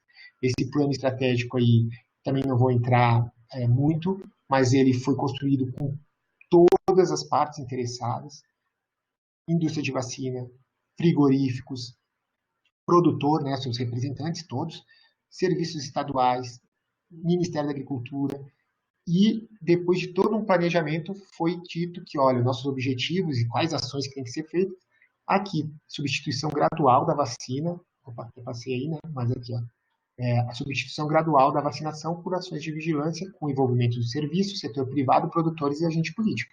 Esse é o nosso objetivo, que não foi construído pelo MAPA, nem pela secretaria aí, não, ele foi construído por todas as partes interessadas, os produtores construíram isso aqui, seus representantes, né, estão aqui, construíram. Então, é um plano bem que teve a partes interessadas, são vários componentes, só para ter uma noção, está prevista 102 ações nesse plano,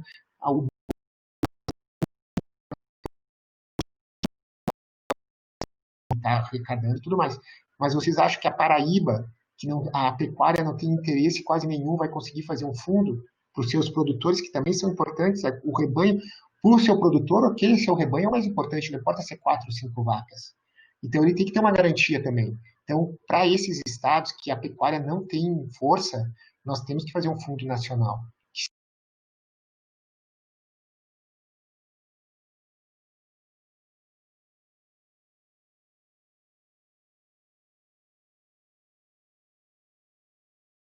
Tudo aqui descrito são 102 ações, tá? Eu não vou entrar em cada uma dessas operações e ações aqui, mas eu só queria mostrar para vocês o sistema de vigilância da febre aftosa.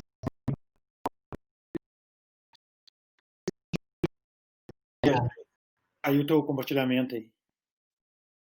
Tá me cortando aí, Uruguai? Não, tu que tá te boicotando aí. Calma aí que eu vou tentar aqui agora, ver o que deu. Agora eu aí. Vou aproveitar que vamos... Ah, tá, vai lá. Enquanto isso, eu tô tomando eu tenho um trabalho a respeito de porcentagem de vacinação, porque a gente vê muitas vezes que o pessoal não vacina, ou por, acho que não sei se vai entrar nesse ponto aí mais para frente, e se tem algum dado de o que realmente o pessoal está vacinando. A gente tem o dado, a gente faz um trabalho, o último que a gente fez foi em 2015.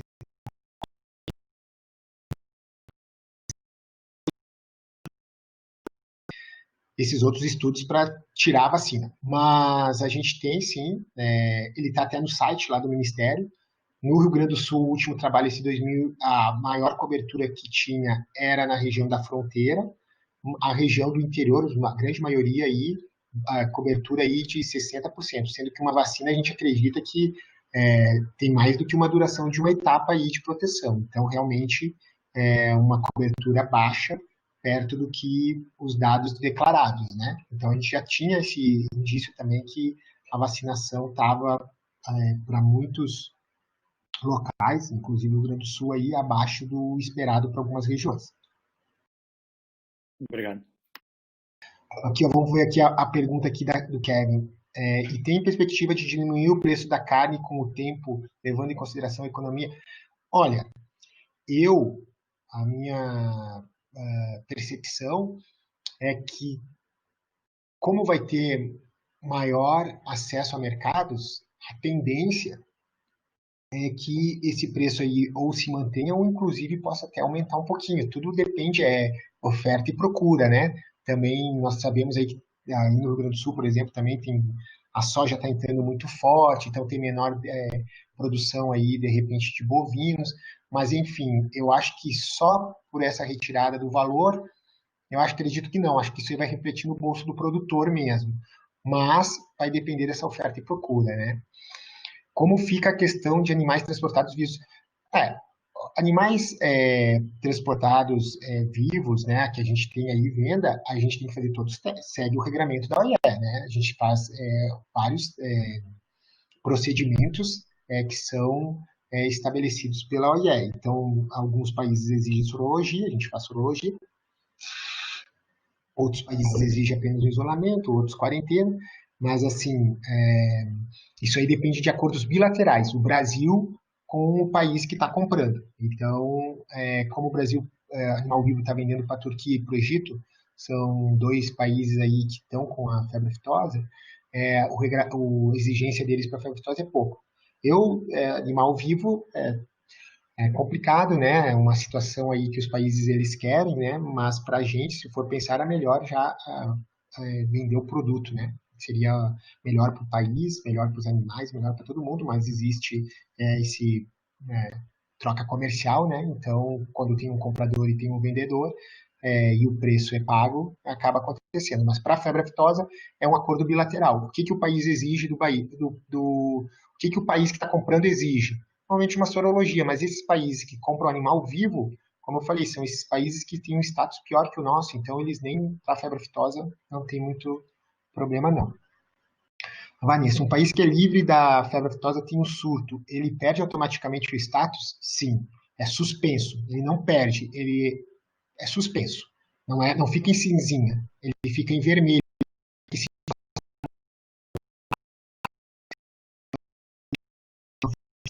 ele fica vermelho, o status está suspenso até tu conseguir conter o surto.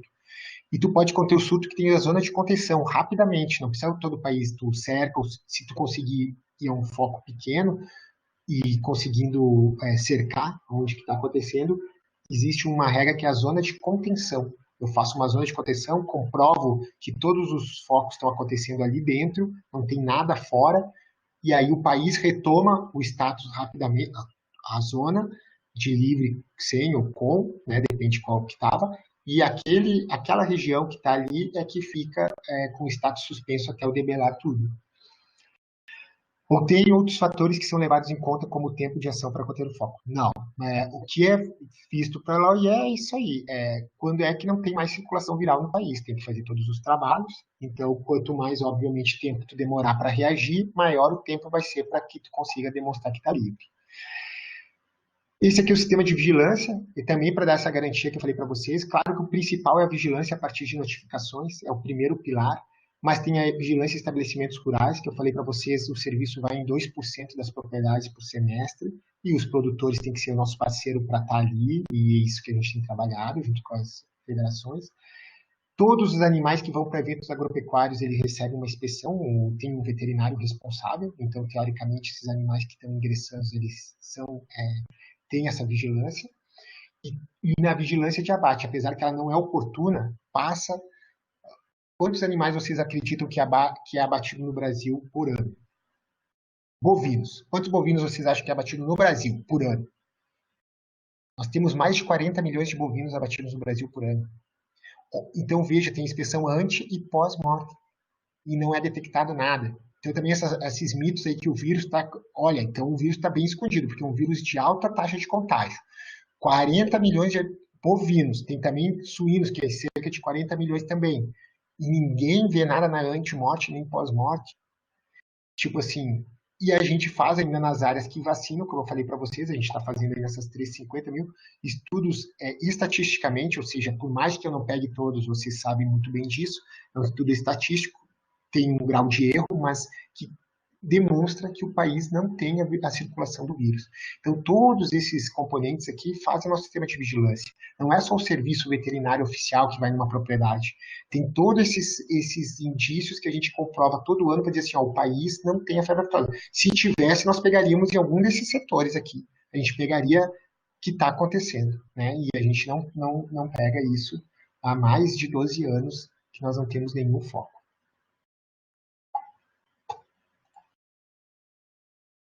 Eu só vou botar isso aqui porque quem é estudante veterinário lembrar, né? Obrigação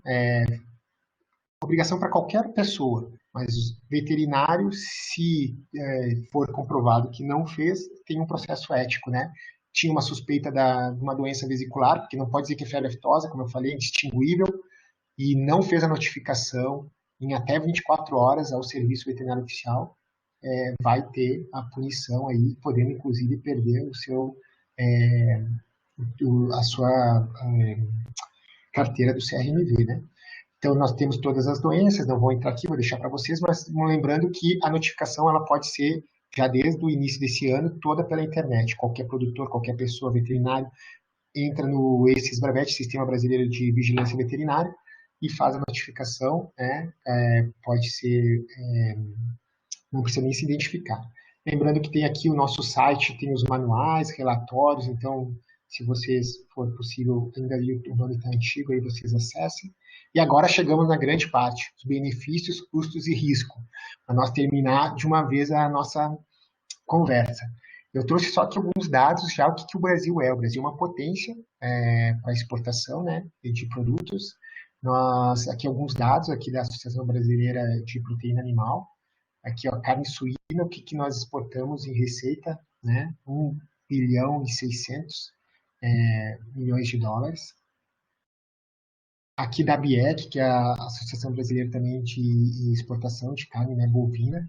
Então, aqui o que a gente exporta? Ó, cerca aí de 30 bilhões. Nós temos diversos mercados e nós, só a indústria da carne aí, bovina, movimenta 620 bilhões de reais anualmente aí no país, né? Importante.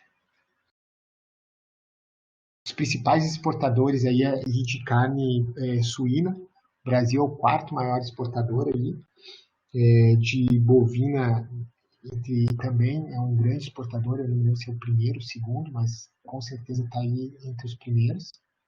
Então, nós temos um grande mercado. E lembrando, como país, né, mesmo quando a gente teve foco, o Brasil nunca não diminuiu a exportação de carne, mesmo durante os focos passados. O que acontece é que aquele estado que é afetado, ele tem uma diminuição, mas os outros estados brasileiros compensam e exportam mais. Então, como país, a gente não teve a repercussão. E aqui os valores que eu fiz direto. O André está me devendo uma cerveja, falou 500 milhões, mas os custos diretos no Rio Grande do Sul. O Rio Grande do Sul tem 13 milhões, lembra que o Brasil tem 220 milhões, né? Não representa aí cerca de 5% do rebanho brasileiro. Nós temos 13 milhões de bovinos, 2 etapas, aproximadamente 20 milhões de doses eram utilizadas no Rio Grande do Sul. Um custo médio da dose de 1,50, estou jogando baixo, né? Tem lugar que é 1,70, outros 1,30. Só em vacina o produtor gasta 30 milhões ano aí no Rio Grande do Sul. Perda de vacina, nós temos trabalho já com a nova vacina aí, um trabalho que vai ser publicado na Revista Brasileira de Saúde e Produção Animal. Pegou 30 animais, imunizou, fez a vacinação trocando agulha, com veterinários, usando todas as técnicas de boas práticas de vacinação. A gente sabe que muitas vezes isso não acontece na propriedade rural. O Rio Grande do Sul, eles demonstraram nesse trabalho que mesmo fazendo tudo isso, 45 dias depois, abateram os animais para ver quanto que perdia na carcaça, que tinha que fazer a retirada naquele região que tinha vacinado, né? Se tinha algum abscesso, algum problema ali. Em média, cada animal retira meio quilo. Como o produtor recebe sempre depois que passa toalete, né? Ele vai receber lá pelo peso da minha carcaça, da carcaça. Esse peso aqui, esse meio quilo que ele perde é do produtor. Não é o frigorífico que perde, é o produtor. Então, se eu tenho 2 milhões, aí no Rio Grande do Sul, 2,2 milhões de bovinos abatidos, perdendo meio quilo em média, que esse trabalho mostrou, a gente vai ter aí, né, um valor médio também, botando aí esse é o valor médio por quilo da carcaça, não sei quanto é no Rio Grande do Sul, mas no Brasil, cerca de 10,50, nós teríamos mais 11 milhões e meio que o produtor, diretamente por causa da vacina, não recebe. E a produção de leite, o trabalho aí até que do André, né, que até pedi para que ele me mandasse. Peguei o dado do IBGE, quantas vacas ordenhadas. Pode ser que nem todas estejam em lactação no momento das etapas de vacinação, né? colocando que elas recebam só uma dose de vacina, porque acreditamos que seja acima de 24 meses. Tem uma perda, esse trabalho mostra que é cerca de 300 gramas, né, de perda da produção de leite durante 20 dias após a vacinação. Botando que o produtor recebe 1,60 o litro do leite, o quilo do leite aí, teríamos mais 11,5 milhões ao ano. Se nós somar tudo isso aqui, por baixo nós teríamos perdas diretas. Nós não estamos falando de mão de obra, propriedades grandes que tem que contratar mão de obra para fazer o manejo, e inclusive a perda de produção que os animais têm pela movimentação, custo com material, porque acreditamos que a sanidade dos animais, o vermífugo, etc., o produtor vai precisar continuar realizando, né? Mas assim, só diretas, 50 milhões por ano. Santa Catarina parou de vacinar em 2000. Se nós botar de 2000, reconhecido em 2007. Até hoje são 20 anos. Se nós botar aí o Rio Grande do Sul estivesse no mesmo período, 20 anos vezes 50, aí vocês vão ver o que é o... Né? Sim, estão fazendo um cálculo muito simplista. Né? Não estou falando de abertura de mercado, não estou falando de nada disso. Só esse custo aí que a gente fez. Ó. Direto, o Rio Grande do Sul, o que o produtor, esse valor aí, o produtor que vai ganhar mais porque não vai ter o perda lá no frigorífico, o produtor que vai ganhar mais porque não vai ter a perda na produção do leite, e o produtor que vai ganhar mais por causa da vacina. Né? Então, esse é o valor que anual só com a vacina direta. Né? Nós não estamos falando com outros elementos aí que tem envolvidos. Então, para nós lembrar do risco, a vacina protege só contra o sorotipo A e O, que é prevalente na América do Sul. Não protege contra vírus de fora. Como está ali, não protege contra sorotipos não prevalentes, que a gente chama. O último foco no Brasil era uma zona livre com vacinação. Mato Grosso do Sul e o Paraná. E o Rio Grande do Sul, que lembra de 2000, quando parou de vacinar, o Rio Grande do Sul estava nessa fase agora. Ele tinha parado de vacinar, mas o rebanho ainda tinha cobertura vacinal. É que nem se nós tivéssemos um foco agora, que lá foi em agosto, aquela época. Se nós tivéssemos um foco agora, vai dizer que é porque tiramos a vacinação, mas nós vacinamos em abril, a próxima seria só em novembro. Não é porque eu tirei a vacinação. E, quer dizer, o Rio Grande do Sul teve o foco quando o rebanho tinha cobertura vacinal. O Rio Grande do Sul tem um fundo de defesa robusto, que é o seguro do produtor. Né? Mais de, como eu falei, cerca de 100 milhões de reais.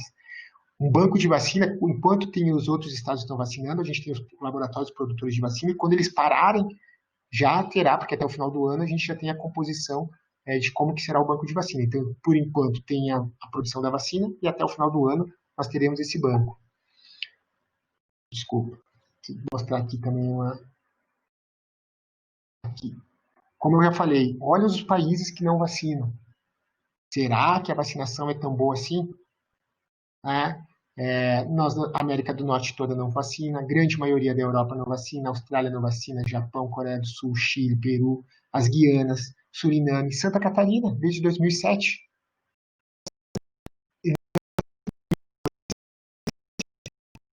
Temos já aqui espécies não vacinadas que são suscetíveis ao vírus da febre aftosa.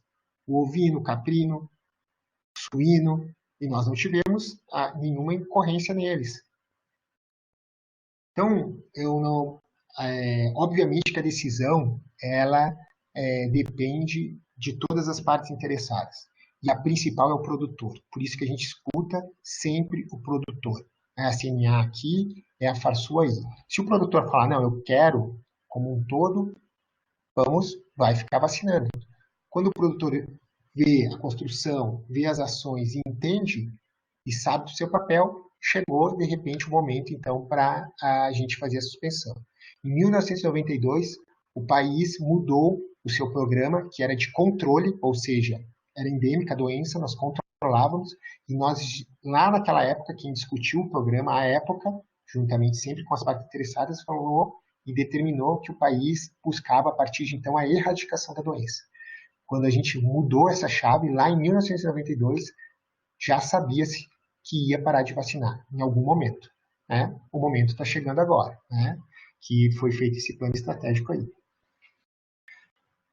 O que eu sempre digo, não deve ter medo de uma possível reintrodução, mas sim avaliar se está preparado para uma adequada reação com a devida proteção ao produtor. É um negócio do produtor.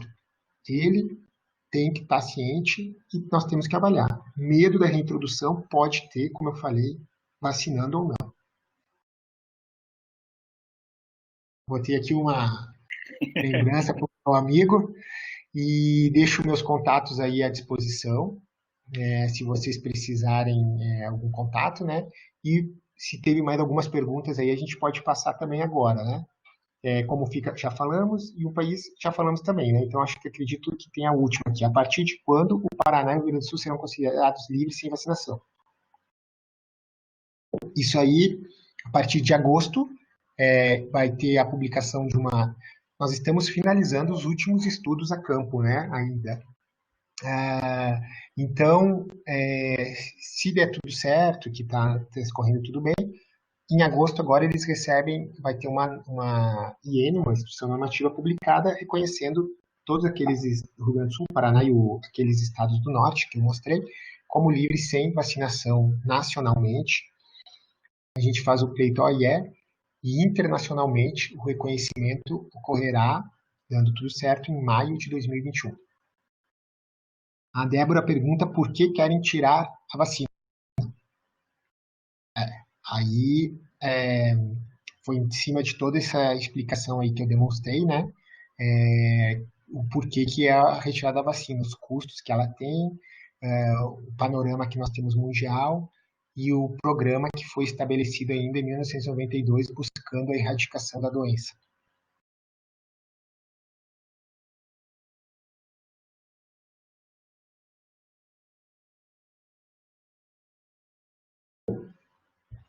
Se tiver mais alguma pergunta aí, pessoal, se quiserem fazer no microfone também.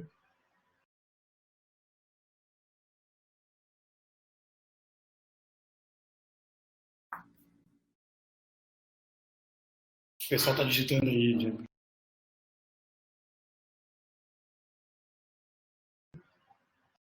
Eu acho que eu posso parar de compartilhar, né?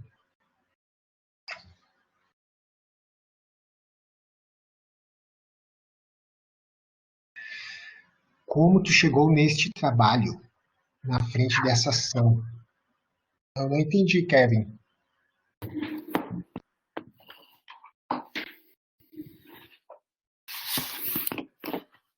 Eu acredito que ele esteja perguntando no sentido de como tu chegasse até o ministério, enfim, e conseguiu ou está à frente do programa. Entendi. Sim. Não, foi pela experiência, né? Como eu trabalhei no Rio Grande do Sul, inicialmente com o programa estadual, e quando eu estava ainda no Rio Grande do Sul, eu fiz o meu doutorado com febre aftosa, né? Já trabalhei com febre aftosa no Rio Grande do Sul. Então, quando eu entrei no Ministério da Agricultura, já me fizeram o convite para vir para cá, né? Assumir um outro setor aqui, inclusive, que era mais voltado à epidemiologia. E depois de algum tempo aqui, a coordenação nacional, depois desse... que cansa ficar na frente de um programa desse, né? É desgastante. Então, o pessoal fica um tempo e depois de um tempo, vamos dizer assim, vai se passando para um outro que está com mais energia, até acabar a energia, e assim vai acontecendo, né? E aí, nisso, foi o que aconteceu em 2018. Todo esse percurso, como eu falei, o reconhecimento do Brasil inteiro como livre foi uma grande força e demanda muita energia. A colega que estava aí, então, saiu da frente do projeto e me convidaram, então, nesse momento aí da transição, para que fizesse esse trabalho em conjunto, né? Então, foi assim que aconteceu, as coisas vão acontecendo, mas, obviamente, que acredito que sim, o trabalho, principalmente o doutorado aí na área, ajudou bastante, né? Legal. Bem, boa a palestra, só para te informar, Diego, inverteu lá a coisa no Instagram. Já. Agora eu gostei, agora valeu a pena, vou até tomar uma cerveja hoje à noite. Eu saí de onde eu estava ali, deixei meu celular lá embaixo, mas estava 60-40 agora, para que acredita que é seguro retirar. Viu? Aí, ó. Não, assim, eu tenho até muita, claro, estou falando aqui, a gente conversa, né? Mas eu tenho muito respeito também, porque assim, ó, como eu falo, é o produtor rural que deve decidir, né? É muito fácil para quem está no governo fazer a decisão. E a gente não faz a decisão sozinho, e é muito bom que a CNA está aqui conosco. Esse plano estratégico, ele tem uma equipe gestora nacional. E a equipe gestora nacional tem a CNA, tem a BIEC, tem o Sindan. Então, assim, as decisões são compartilhadas, né? Assim como eu mostrei esses estados, aqueles estados que estão em cinza, que é aqui o Centro-Oeste e tal, foi prorrogada, vai continuar a vacinação, porque viu-se que não tem ainda condição. Então, assim, eu acho que o produtor é que tem que decidir. E a gente fala, mostra, porque, assim, eu acho que tem que estar claro o que está acontecendo, porque às vezes vem alguém com interesse de repente, de comercializar alguma coisa, de ter um produto, de ter alguma coisa, e a situação não fica um dado claro. Então, acho que com os dados claros, vamos decidir, vamos continuar vacinando? Ok, vamos continuar vacinando, não tem problema, né? Mas vamos com esse pensamento aí. A vacina é que tem uma... isso aí até a minha esposa aqui tem isso aí. Ela falou, não, mas a vacina, parece que a vacina protege contra tudo. E a vacina não protege contra tudo. Ela protege contra uma parte e não é uma coisa assim, né, gigantesca. E isso a gente tem visto também. O produtor, a vacina, ela é uma produção de rebanho. Se eu tenho diversos produtores que não estão mais imunizando, eu estou com um grande problema, eu estou com vários buracos e isso é complicado também. É interessante isso que tu falou e aquela pergunta que eu te fiz ali no meio é uma coisa que a gente vê normalmente, eu vou nas propriedades, às vezes a gente dá uma incerta, abre a geladeira e tá cheio de vacina da aftosa e nós já estamos lá em julho, agosto. Da onde saiu a vacina?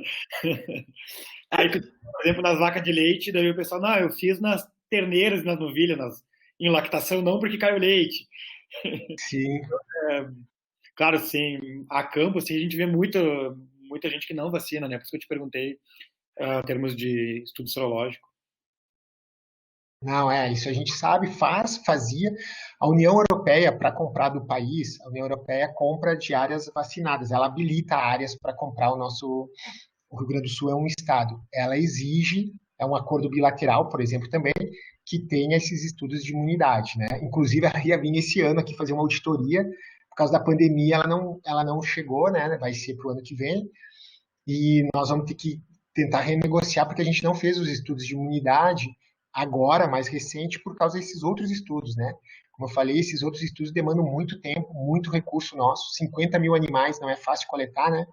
E, então a gente está priorizando esses outros estudos e mantendo a imunidade um pouquinho para depois, até porque se os estados estão retirando a vacina, a gente vai tentar conversar com eles nesse sentido, né? Não teria nexo a gente estar fazendo agora os estudos se daqui a um ano o cara já vai tirar a vacina, 2 anos. E Diego, e qual foi assim o que tu sentiu o setor, enfim, quem é que teve mais resistência a essa mudança, assim? Quantas Eu vezes acho tu que teve que assim, fazer essa palestra? não, ainda tem bastante, mas eu acho que assim, quando a gente sai do Rio Grande do Sul, a gente vê como o gaúcho é difícil, viu? E o Rio Grande do Sul é o estado mais propício a, a retirar a vacinação. Do Brasil, eu não tenho dúvida. Ele tem um estado, um oceano, do outro lado um estado que não vacina, do outro lado um rio que faz uma boa proteção, não é óbvio que tem passagem, mas não é tão...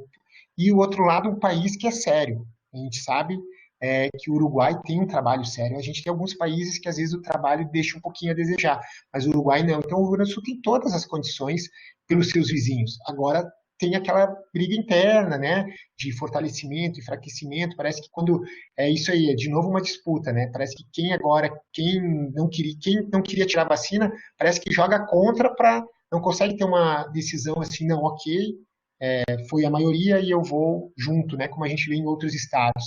O Paraná foi muito mais simples. Eles apoiaram, foram juntos, estão coesos, construíram 32 postos fixos. O posto fixo tem um custo gigantesco, ele tem que operar 8 horas por dia, né? Santa Catarina tem 64, o Rio Grande do Sul não precisa nenhum, porque a fronteira com o Uruguai ele vai fazer essas fiscalizações móveis e com a Argentina ele tem aí o rio para proteger ele. Então, assim, eu achei isso, que o Rio Grande do Sul teve essa discussão bastante forte e polêmica, né? Mas, assim, e da indústria da vacina, né? Sempre tem a indústria da vacina está sempre querendo um pouquinho mais, porque a gente tem que lembrar que eles vendem aí 350 milhões de doses, mas quando o produtor compra uma vacina, ele compra um vermífugo, ele compra N outros produtos, né?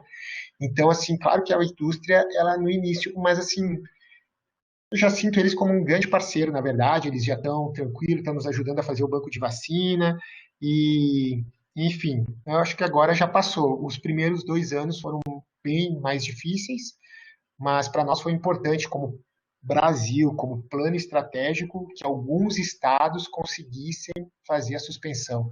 Porque se ninguém consegue também chegar, a gente botou alguns indicadores e ninguém consegue passar esses indicadores, o programa cai num descrédito.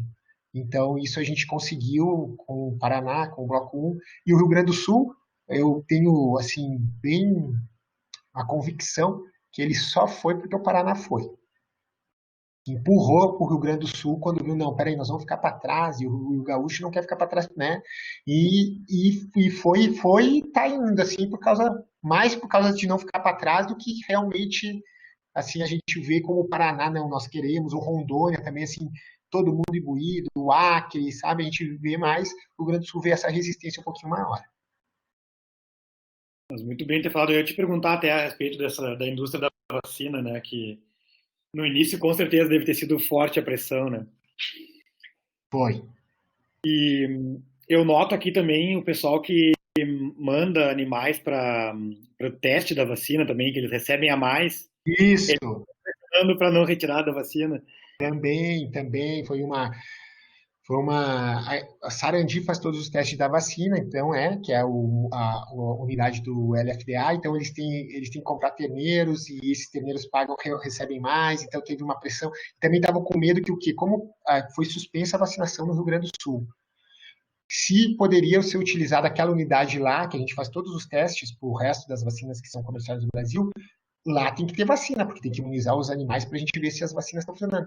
Mas claro que é possível ter aqueles animais e não ia ser desativado o Sarandi, porque é uma propriedade do Ministério da Agricultura, né? Nós temos todo o controle ali.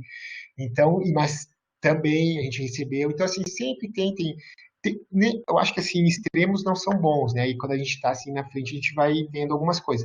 Nem também aqueles que querem tirar de uma vez, não, vamos tirar todo o Brasil que tinha, vamos tirar de uma vez, não tem mais porquê, tal. E nem aqueles também que vão continuar vacinando ad eterno. Eu acho que vai chegando no meio termo, né? E tá indo, acho que o programa está indo bem, mas eu sempre friso, né? Que não tem risco zero, com ou sem vacina, então a gente está aí, tem que estar apto e em condições para reagir rapidamente se for necessário. Isso aí tem que estar claro, isso aí, né? Para que a gente saiba que a gente tem que estar apto a reagir. E não existe, porque depois ele falou que não existe risco zero. Isso aí é com ou sem vacina. Muito bem. Então, se não tiver mais perguntas, aí eu vou agradecer o Diego aí pela excelente palestra aí, foi bem, bem produtiva. Acho que meu amigo não vale. Para o pessoal que tá a campo aí, ou futuros veterinários que vão ouvir muito essa pergunta aí nos próximos anos, espero que tenham tido bastante subsídios aí para responder que é seguro sim, que tem riscos, como o Diego falou, mas que tem vários benefícios também, né? Então, Diego, brigadão aí. Vi que tem um monte de gente elogiando aí, o Felipe lá dizendo que tu é o melhor zagueiro do veterano. Isso aí é certo. Valeu, obrigado. Parabéns. Obrigado, Monique. Prazer te conhecer mais uma vez. Espero que, Prazer né, breve aí, passando essa pandemia, a gente possa estar aí também daqui um pouco. E fico à disposição a todos que estão aí conosco aí, se precisar qualquer coisa, né? A gente deixou nossos contatos e eu vou passar a apresentação ao André para disponibilizar. Tá bem, pessoal? Obrigado aí. Boa noite a todos. Diego. Boa noite. Tchau. Abraço. Valeu. Tchau.